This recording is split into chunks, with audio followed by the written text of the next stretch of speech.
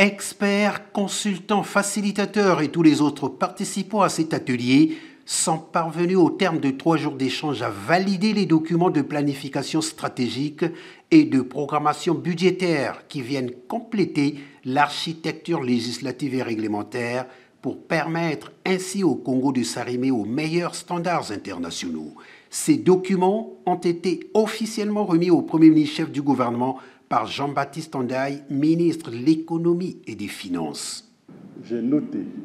que les différents intervenants nous ont longuement interpellés sur les risques d'un relâchement qui aurait pour conséquence de compromettre les efforts que chacun a déployés pour atteindre cette nouvelle phase qui s'ouvre,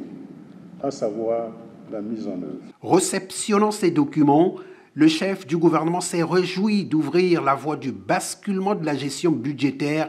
en mode budget-programme. Cette volonté de changer de paradigme dans la gestion des finances publiques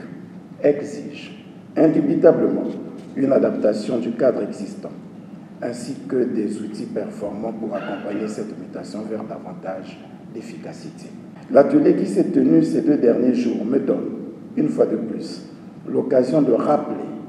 que la modernisation de la gestion de nos finances publiques se situe au cœur de la conquête des 12 batailles du gouvernement, objet du dernier séminaire gouvernemental qui s'est tenu du 15 au 17 mai 2023. Je salue l'ensemble des cadres managériaux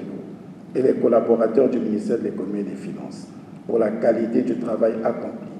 qui, d'après les échos qui me sont parvenus, est à la hauteur des standards internationaux en la matière. Pour le Premier ministre, cet atelier illustre une fois de plus la volonté du gouvernement de mettre en œuvre des réformes structurelles indispensables à l'amélioration de notre bien-être collectif.